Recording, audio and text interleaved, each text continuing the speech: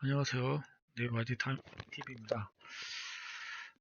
오늘은 가트너, 가트너가 2021년도에 그 추가 전략 기술을 발표했습니다. 어, 지금 뭐 코로나 팬데믹으로 인해 가지고 지금 디지털 혁신이 지금 기업에서 일어나고 전 사회적으로, 전 국가적으로 지금 발생하고 있죠. 그에 맞춰서 이 가트너도 이 2021년도 주요 전략 기술을 이제 이렇게 정리를 했는데요. 한번 살펴보겠습니다. 먼저 그 행동 인터넷, 인터넷 오브 비헤이비어라고 해서 이게 이제 기존에 우리가 인터넷은 너무나 일상생활 속에서 쓰고 있잖아요. 예, 그런데 이거는 이제 어떤 내용이냐면 그 사람의 얼굴 인식, 그다음에 그 휴대폰이 다 있고 하니까 이제 위치 추적도 되잖아요. 위치 추적.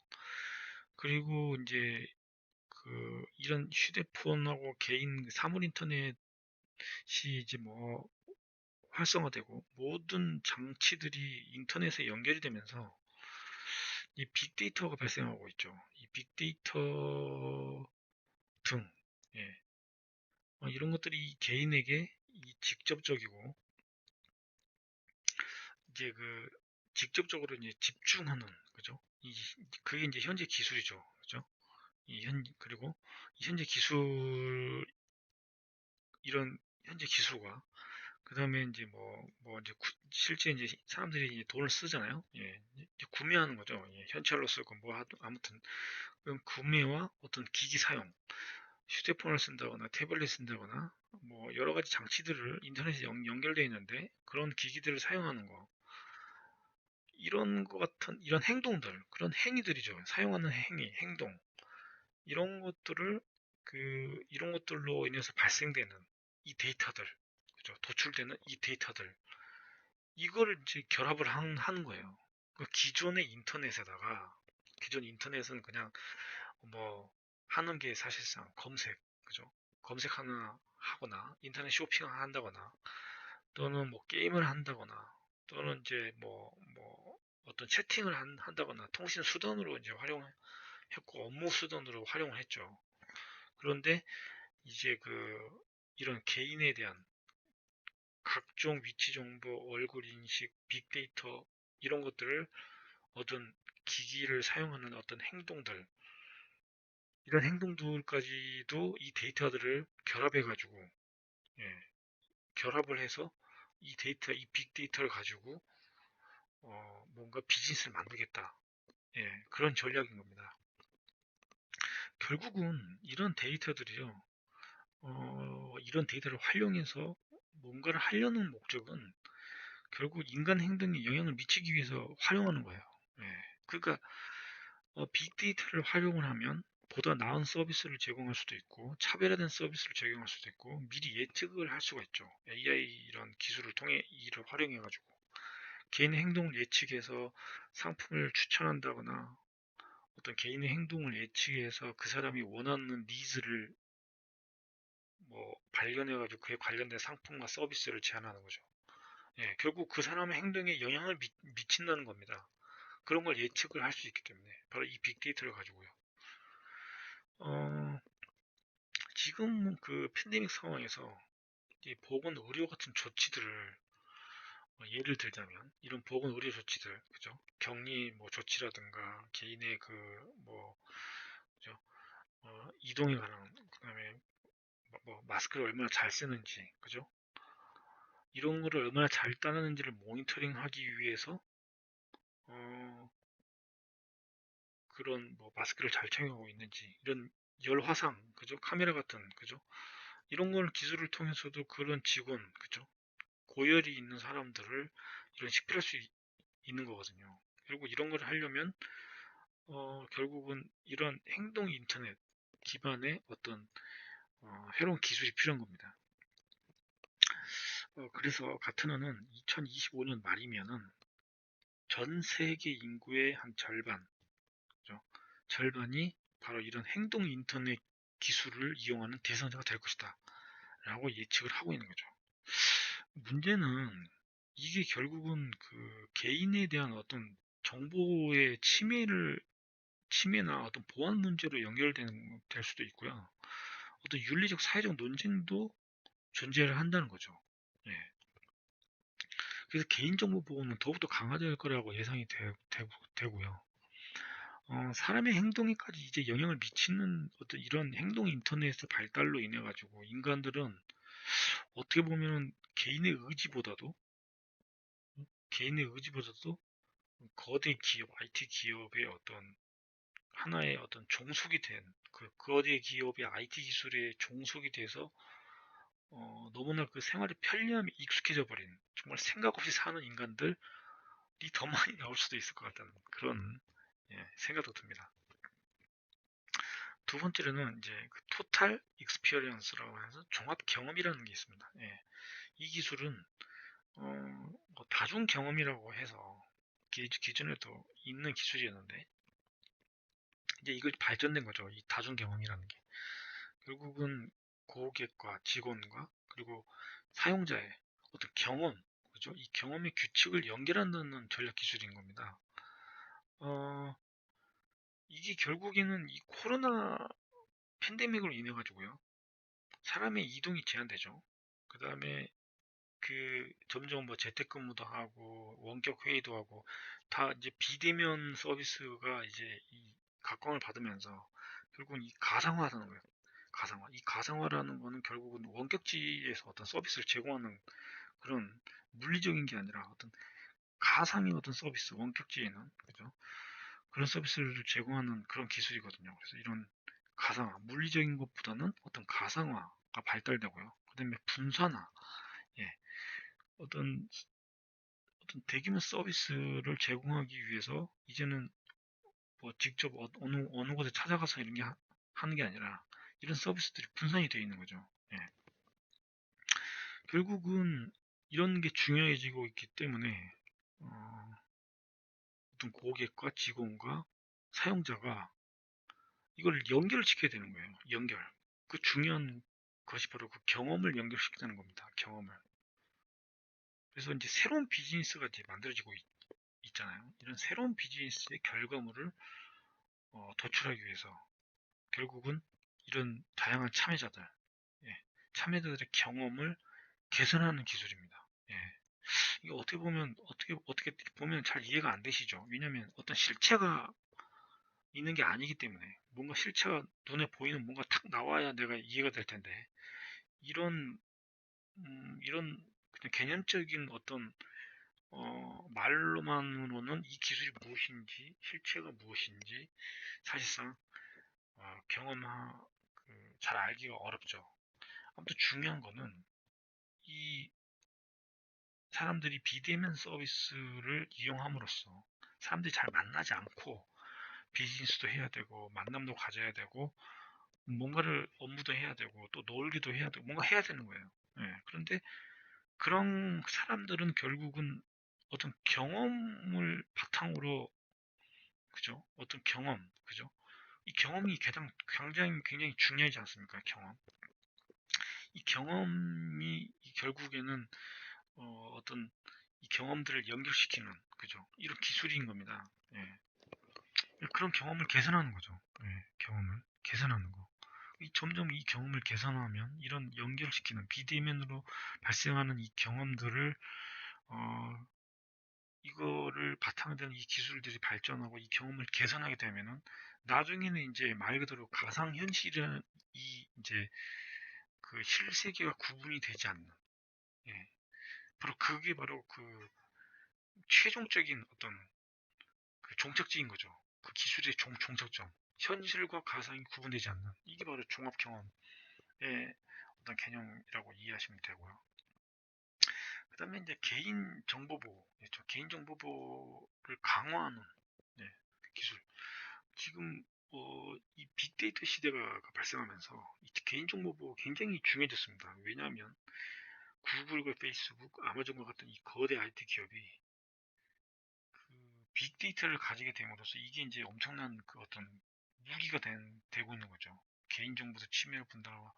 침해할 뿐만 아니라 이게 전 모든 산업에 영향을 미치고 기존의 산업이 무너지고 하는 어떤 그 한마디로 원유와 같은, 석유가 최초에 발견해서 그 내연기관이 발전하면서 원유가 그 한마디로 그 새로운 그 어떤 금괴 같은, 존재가 됐듯이 이제는 이 데이터가, 이 빅데이터가 바로 그러한 존재가 된 거죠.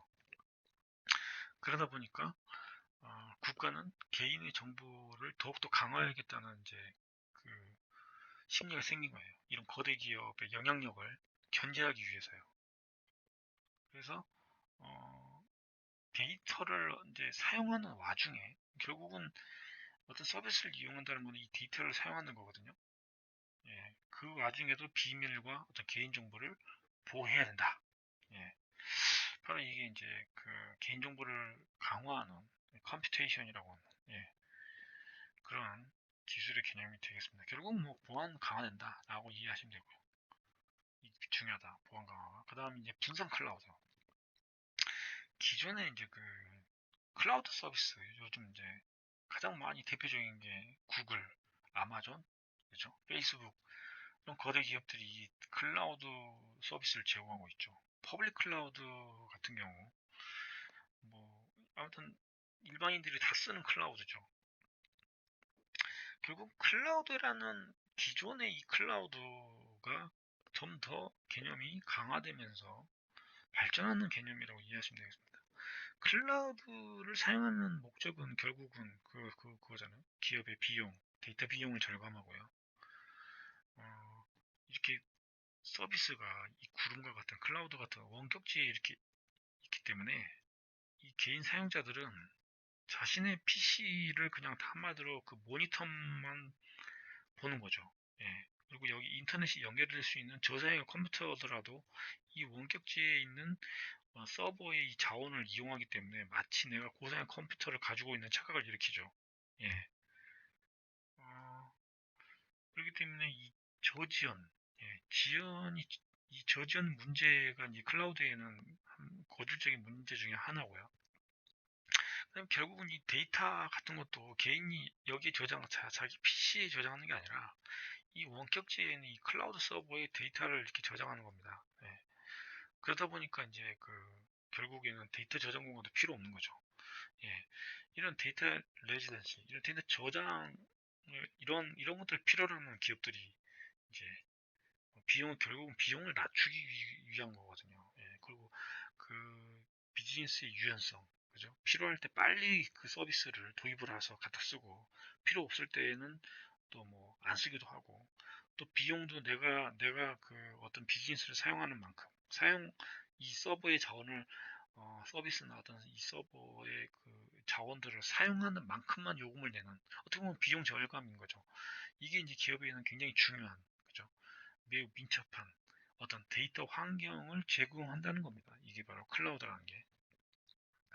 이러한 클라우드 기술이 결국은 어, 이제 기업 활동이 벌어지는 물리적으로 이제 가까운 곳에 있을수록 좋은 거죠. 너무 멀리 있으면은 저지연 문제가 발생하기 때문에. 그래서 이런 이제 클라우드도 자체도 이제 분산을 시키는 겁니다. 우리가 각 나라마다 이 데이터 센터라는 게 있거나 어떤 특정 글로벌 어떤 지역별로 이 클라우드의 그 데이터 센터가 있는 거죠. 이렇게 분산을 시켜 놓으면은 내가 가장 가까운 곳에 접속을 해서 이 클라우드 서비스를 이용하더라도 이 데이터들은 이렇게 다 상호 공유가 되기 때문에 이렇게 분산 클라우드를 함으로써 좀 더 고성능의 어떤 저지연 발생하지 않는 이런 서비스들을 기업은 제공받을 수 있는 거죠. 이제 그러면서 나온 게 이제 엣지 클라우드라는 개념도 나와 있습니다. 클라우드는 클라우드인데 이제 중간에 하나 더 넣는 거죠. 엣지라고. 가장자리에다가 하나 클라우드를 서비스 하나 더 놔서 좀 더 빠르게 이 서비스를 제공하겠다는 거죠. 이게 이제 분산 클라우드로 발전하는 거고요. 그다음 애니웨어 운영체제. 요거는 그 기존에 뭐 어떤 재택근무나 뭐 원격 뭐 원격으로 고객하고 소통하고 뭐 이런 개념이 아닙니다.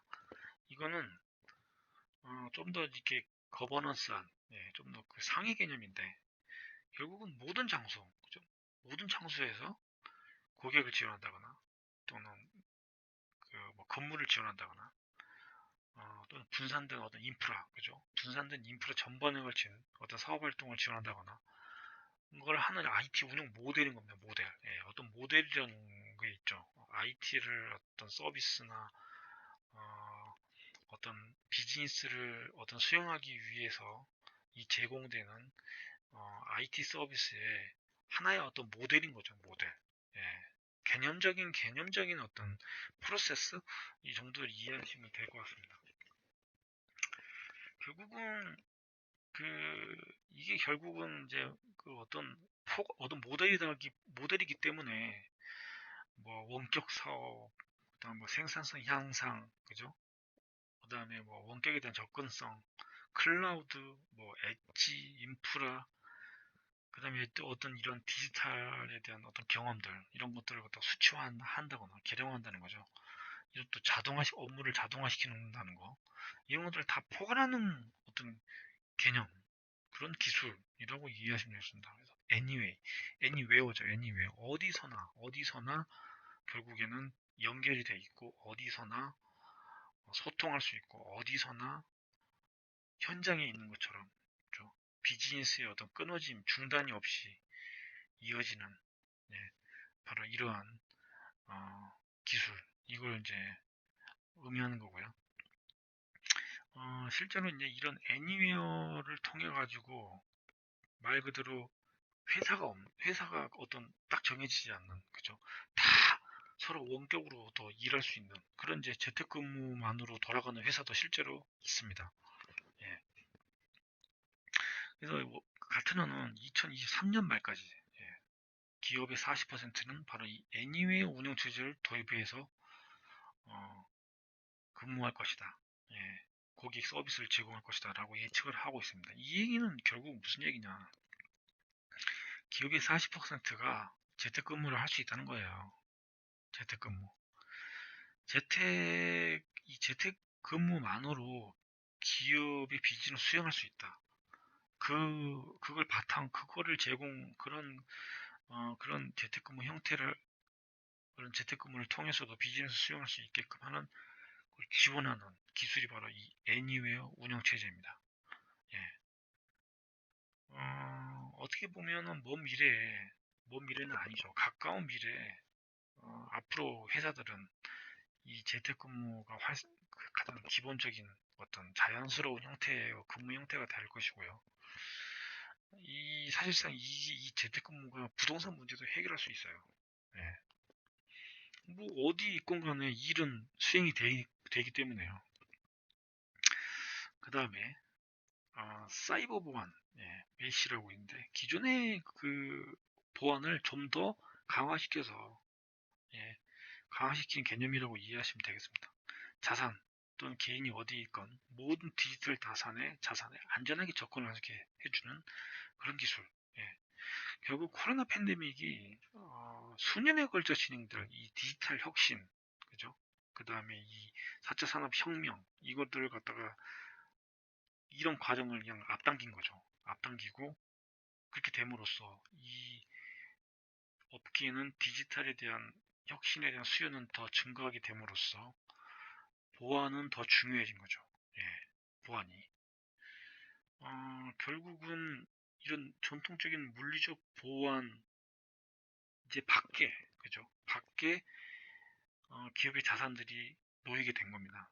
그렇게 됨으로써 결국은 보안이 더 중요할 수밖에 없고 이런 보안을 어, 강화시키는 관점에서 또 안전하게 이런 디지털 자산에 접근할 수 있도록 해주는 게 이런 기술이 필요한 거죠.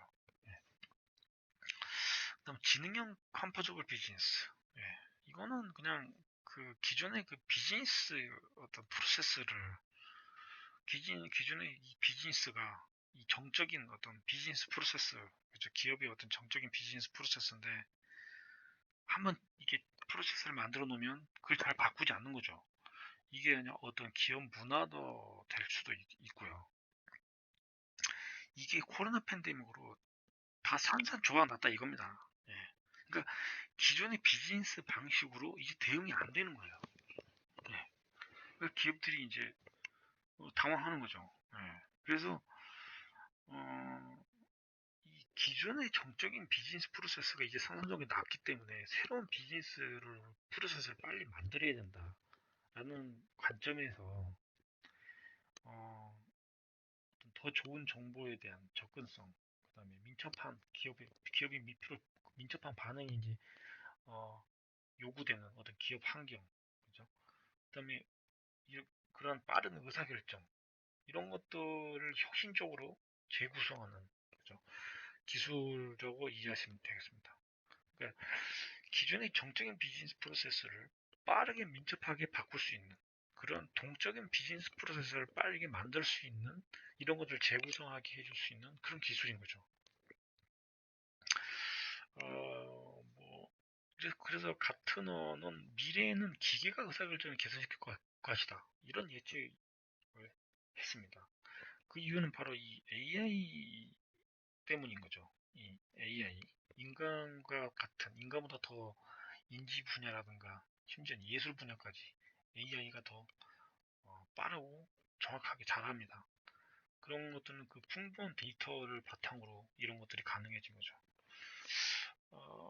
결국은 이 AI를 기반으로 한 의사결정에 대한 혁신은 아무래도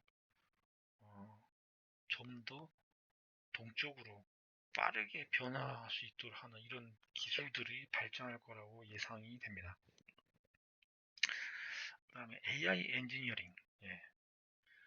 실제 AI를 이용해 가지고요. 생산성을 향상시키고 뭔가 실제 어떤 서비스나 제품을 생산하는 데 있어서 이어지는 경우가 53%밖에 되지 않는다고 합니다. 그래서 그 원인은 결국은 그죠. 이 AI를 통해 가지고 이 AI로 개발해 가지고 관리할 수 있는 도구가 부족한 거죠. 예. AI를 가지고 뭔가 현실 세계의 어떤 결국은 예측을 하는 건데 그런 예측을 하기 위해서 할 수 있는 그 도구고 관리하고 이런 것들을 만들어내는 개발하고 할 수 있는 이 도구가 지금은 초기 단계입니다. 초기 단계. 예, 초기 단계. 그렇기 때문에 어, 이게 이제 실제 생산 현장에까지 AI가 도입되기 굉장히 어려운 거죠. 이런 관점에서 AI의 엔지니어링은 이런 다양한 AI 및 기계학습 또는 어떤 지식 그래프라는 거는 그겁니다. 이 그래프처럼 이런 형태를 말하는 거죠. 예, 그래프처럼.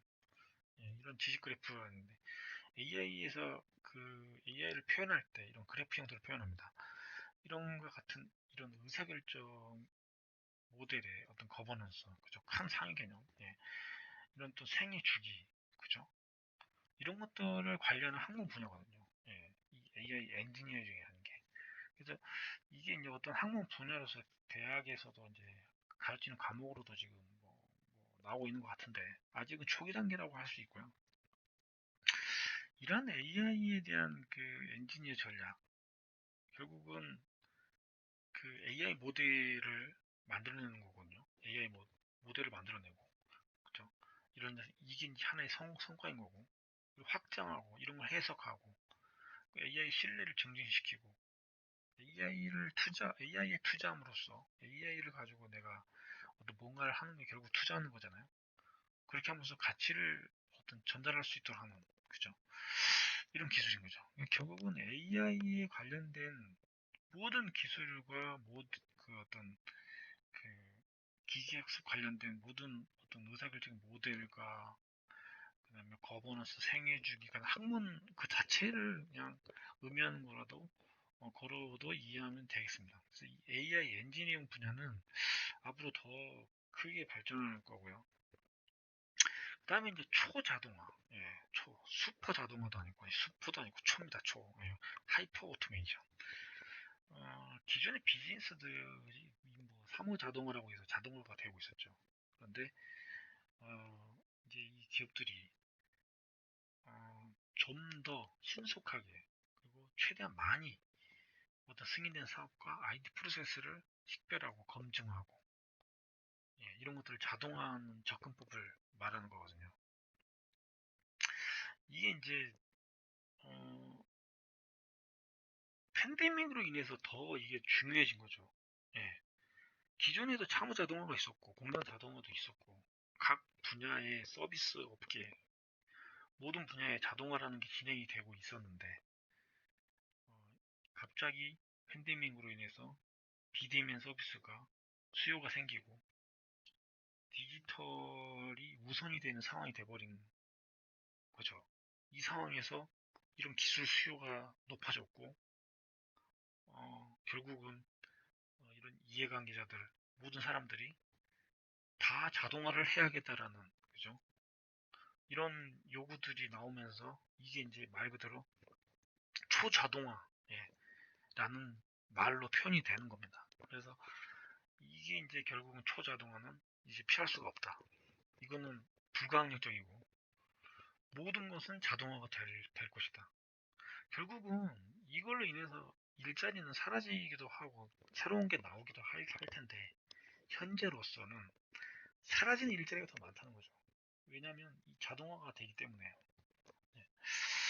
아무튼 가트너가 그 제시한 2021년도 기술들을 한번 이렇게 살펴봤습니다. 예.